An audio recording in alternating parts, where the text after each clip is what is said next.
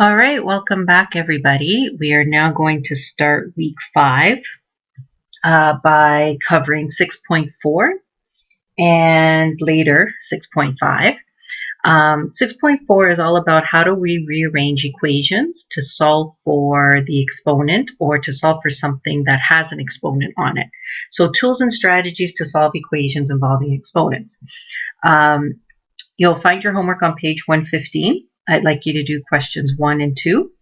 Question 3 and question 5, it says to use guess and check or graphing calculators or graphing. I just want you to use logs, and you're going to understand what that means by the end of today's lesson. It's a quick and easy way to use your regular calculator to get your answer. So it's a little cheat, so I'm going to be showing you.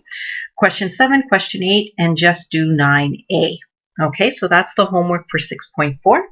But before we get into 6.4, I just want to make sure that you understood what we covered in 6.3 and previously. So these are review questions. Again, pause, copy them down, try them yourself, and then we're going to do them together here just as a review to bring back what you did last week. So which expression shows a power of 3? So you need to understand what this means, a power of 3. Is it 10 with the 3 exponent on it? Is it 3x? Is it 3 bracket 4 squared? Or is it cube root 16? 3 with the radical sign 16. So which one of these shows a power of 3? Well, I know you guys know it wouldn't be that one, and it's not going to be that one. Those aren't powers of 3. This is a cube root, and this is an exponent of 3. So if I was to rewrite this one as an exponent, remember that you're supposed to be able to go back and forth between a radical and exponent. The exponent here would be 1 over 3. So not 3 over 1, but a 1 that we don't see back here. 1 on top, 3 on the bottom. So that's technically the exponent. That's a third. That's not the same as 3. So it must be A that shows a power of 3.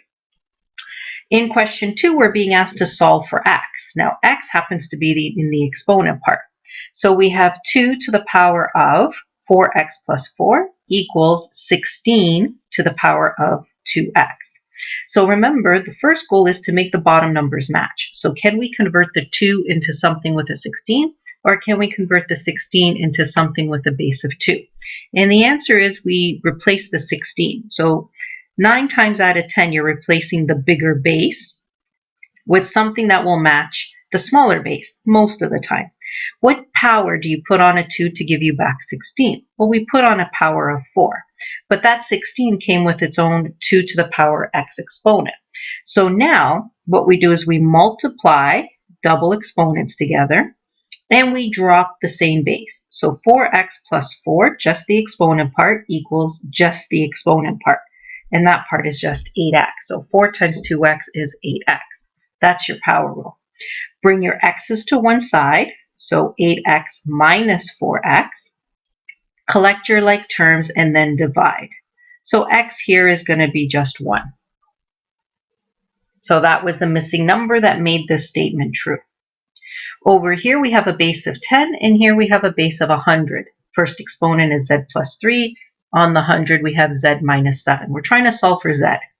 So again, do we convert the 10 into something with 100, or do we convert the 100 into something with a base of 10? And like I said, we typically convert the bigger number. The only time that doesn't work is if one of these was a 1. Then you're converting the other side, the bigger number, so that it has, you're converting the 1, I should say, with the bigger number.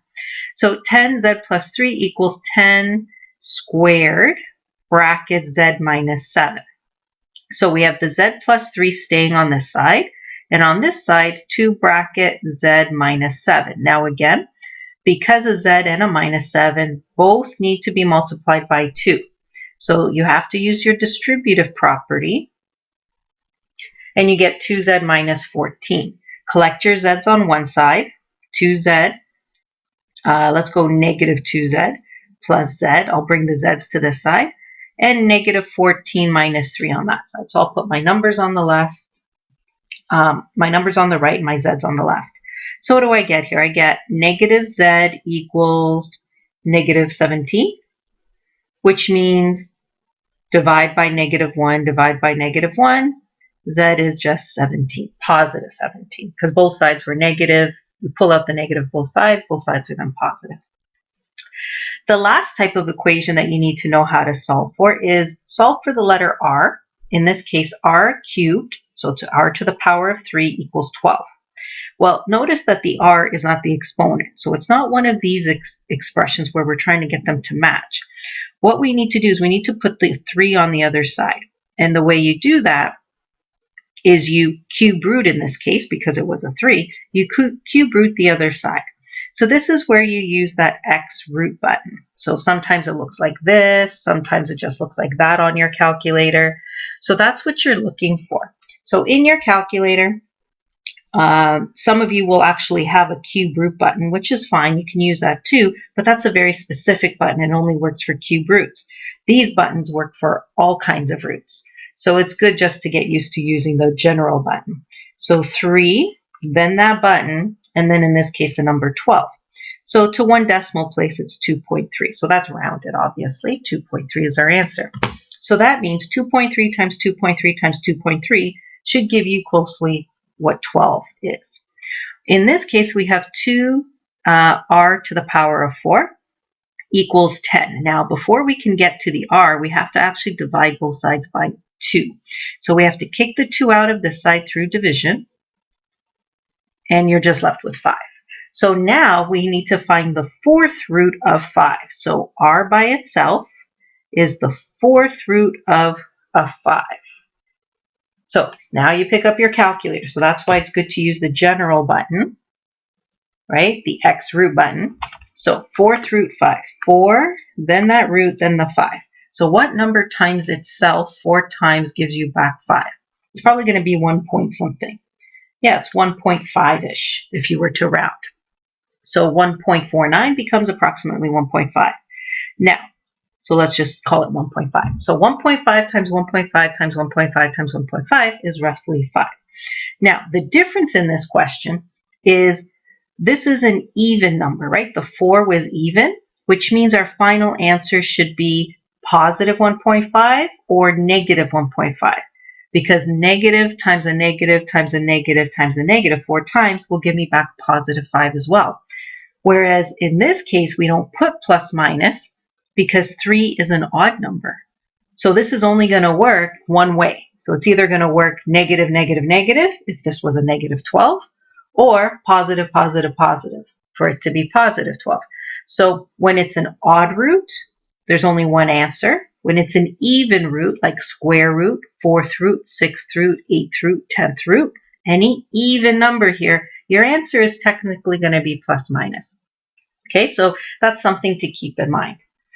All right, so what I want you to do again is to copy out or print the lesson in D2L under 6.4, which is your tools and strategies for solving with exponents. So what do we have here?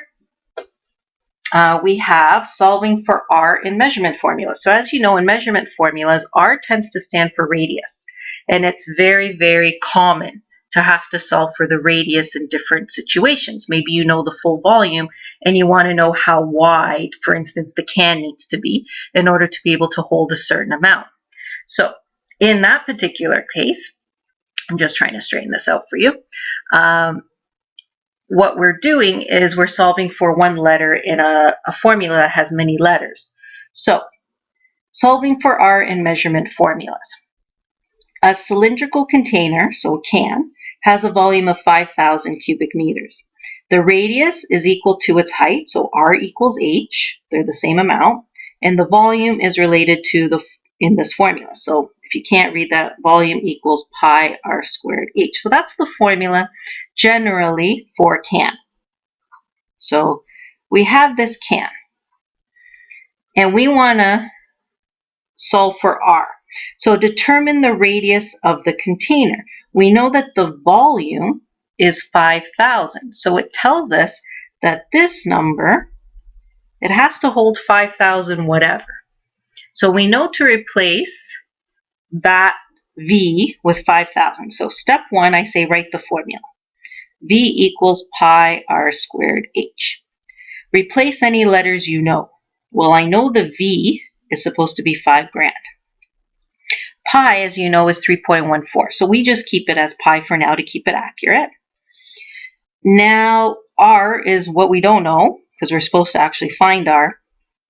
So that's still there and it's still squared, so copy it down. H, though, is the same as R. So H isn't a different number. H is the same number as R. So we shouldn't be calling it a different letter. If we knew the number for H, we would sub it in just like we did for V, but we don't know it, so let's replace it with another R.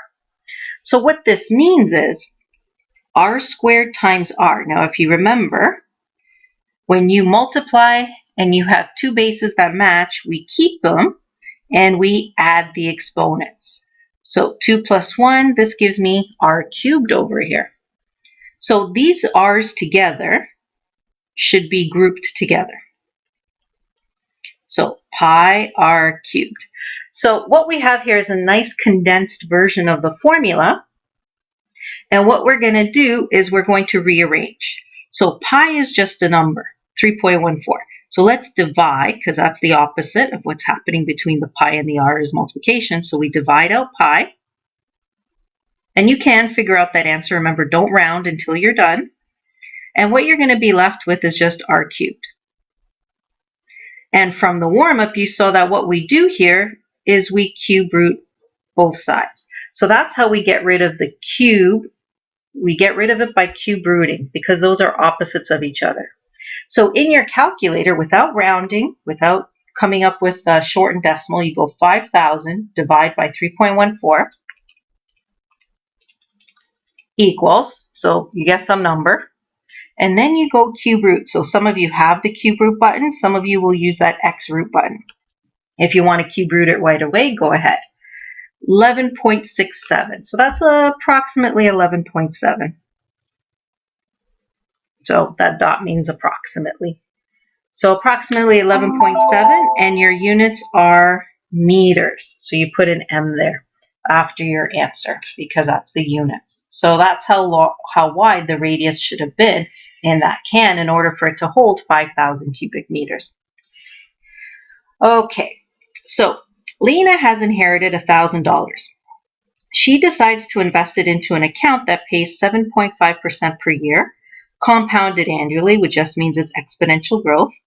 The amount, so her total amount in the end of her $1,000 is given by this formula.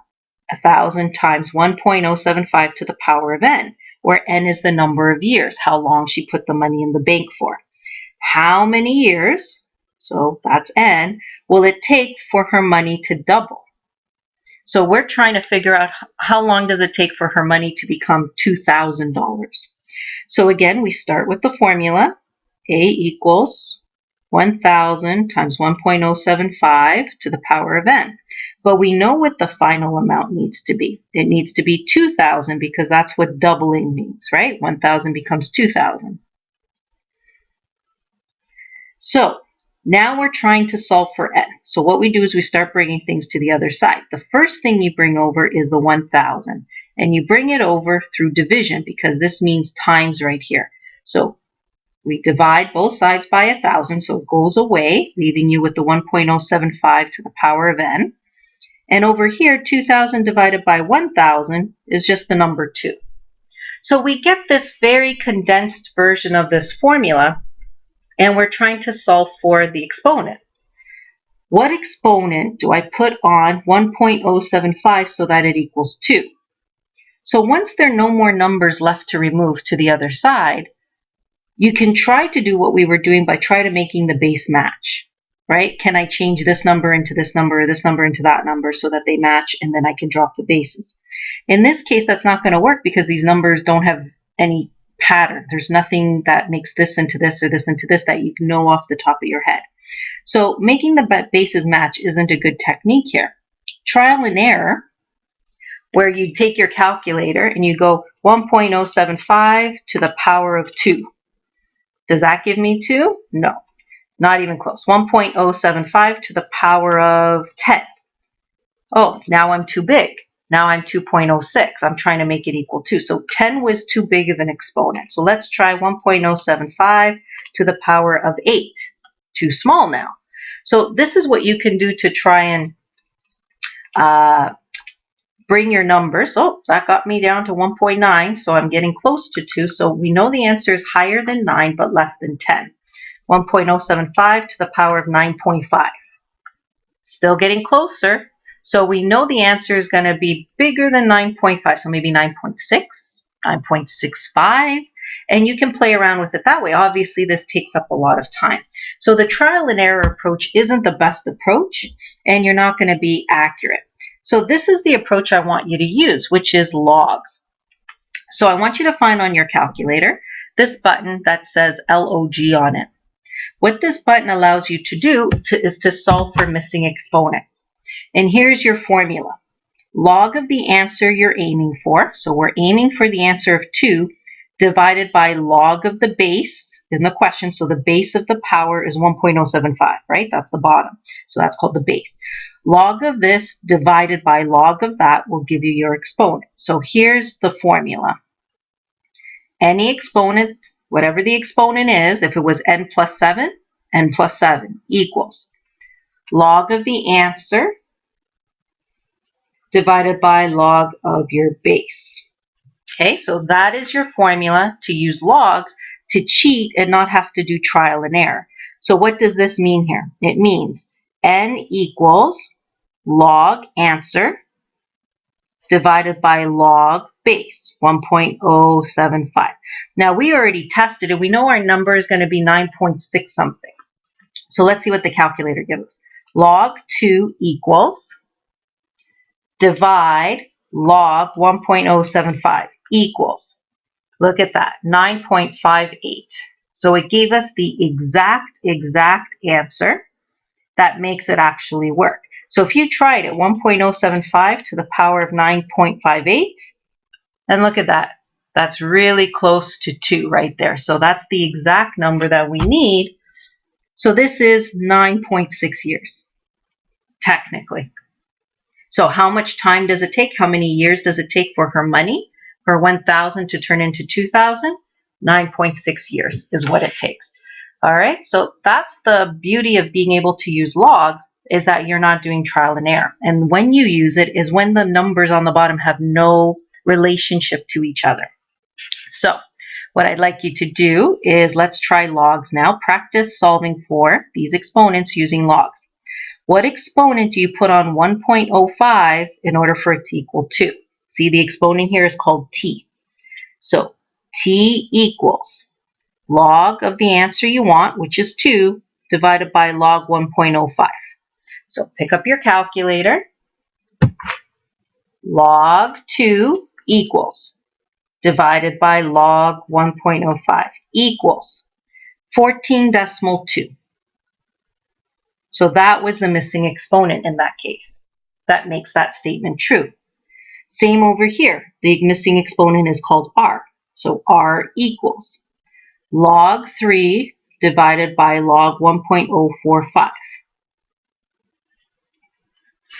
Log 3 divide log 1.045.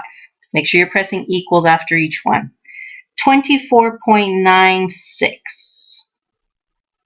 And you can be as accurate as you need to be there. So you can call it 25, 24.96, whatever the question asks you for. So here down at the bottom, to end this lesson, we have 4 questions to practice solving for the variable. So it means the letter in each case. Sometimes you have to rearrange, but basically in this case we're looking for r, we're looking for r, we're looking for x, and here we're looking for n. Okay, so give each one a try, pause the video, and then come back and check your answers with me. I'm going to go through each one. All right, 4 pi r squared equals 100. Give that one a try. 4 times pi times r squared equals 100. So let's divide both sides by 4. You can do the pi at the same time. Some people do it in steps. Then divide by pi. Now I'm not going to write the decimal here. I'm just going to leave it as 25 over pi because that makes it accurate. So that means r squared is 25 divided by pi. Now you might have 100 over 4 pi. That's fine too. So your answer might look like this right now. because you didn't actually divide the 100 by 4. That's okay. This is also correct. Next, we're going to square root because we're trying to get rid of this exponent. So the 2 goes away by square rooting. So r is equal to the square root of whatever 25 divided by pi is, or 100 divided by 4 pi. So in your calculator, 25 divide 3.14 and then square root. Now because it's a square root, you would think it's plus minus, right? Because squaring is an even number. But r stands for radius, and radius is the distance. Distances cannot be negative. So we only accept the positive version of the answer, because in the context, this is a measurement. 4 pi r squared is the surface area of a sphere. So your radius can't be negative. So although the math would say plus minus, the situation tells you it's just a plus. Same thing here, 4/3 pi r cubed, volume of a ball. This answer can only be positive.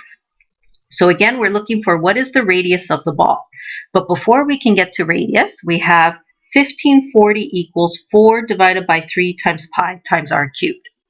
So what we do first is we multiply by 3, and then we divide by 4. So the 3 goes up, the 4 goes down, and that's pi r cubed now left over. So you can figure out that answer. 1540 times 3 equals divided by 4 equals 1155. And just like before, get rid of the pi through division. That leaves you with r cubed. I don't care what the decimal is. I'm just going to keep it accurate. And then, of course, we now cube root in order to get rid of the exponent of 3. So 1155 divided by 3.14. And then we cube root that answer. 3 to that is 7.2-ish. And again, it can only be positive because this is radius, and radius is the distance. In C, we have 2 to the power x equals 12. So in the last section, we looked at, can you make the 2 and the 12 match? In this case, no. 2 to the power of 4 is 16. 2 to the power of 3 is 8. So we know our answer is going to be between 3 and 4. That what exponent do you put on a 2 to make it equal 12? The answer has got to be bigger than 3 but less than 4. But it's a decimal, so there's nothing that works exactly. So that means we go back and we use our logs. By using logs, we'll get the decimal without having to do trial and error. So if you remember the formula, the exponent, in this case x, equals log of the answer you're aiming for divided by log of the base. So the answer we're aiming for is 12. The base of the power is 2. So log 12 equals divided by log 2 equals 3.58. So there's our exact answer for the missing exponent. And over here in the last case, this is a money situation. So somebody put money into the account, was $800, and they wanted to turn into $2,400. They got an interest rate of 5.5%. The 1 just means it's being added. This is compound interest and it's exponential. We want to know how many years did it take for this person's money to go from $800 to $2,400. So the first thing you do before you can start logging things is you got to get rid of the 800 through division. You got to pull it out. So you're left with 1.055 to the power n on this side, and whatever 2,400 divided by 8 is. Well, 2 zeros cancel out with 2 zeros. 24 divided by 8 is 3. So that's, again, a nice little cleaned up version of that same equation. So this person wants to triple their money. How long does it take for them to go from $800 to $2,400, which is tripling? This is a weird number. There's no way I'm going to be able to figure out in my head what exponent you put on this decimal to make it equal 3 in the end. So I'm just going to cheat and use logs. So the exponent is n, log of the answer I want, divided by log of the base. And what you're going to be left with, log 3 equals, divided by log 1.055 equals 20.5 approximately.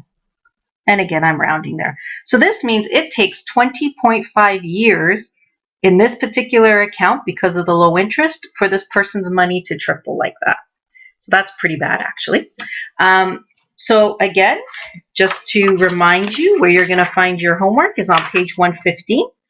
Questions 1 and 2, normal. 3 and 5, I want you to use logs to just get your answer quickly. You don't do what they say to do, just use logs. 7, 8, and 9A. All right, the next lesson will be 6.5. I suggest you print out that sheet that's on D2L as well.